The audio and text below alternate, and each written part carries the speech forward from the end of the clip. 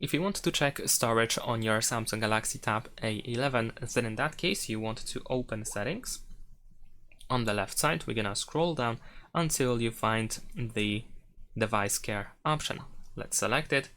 Now over here we have the storage. As you can see, immediately we can find how much storage we have used and how much is total. We can also see how much is available, but you can tap on the storage option itself in order to find more details about the usage of the storage.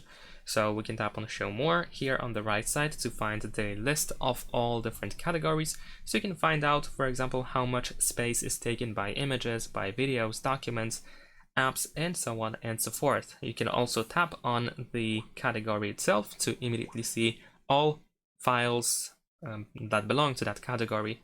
So of course, first we have the internal storage, but if you want to check the storage of your memory card, then you can just swipe like this to the left side to reveal the SD card. And if you scroll down in here, we can find some additional options. Thanks for watching, leave a like and subscribe.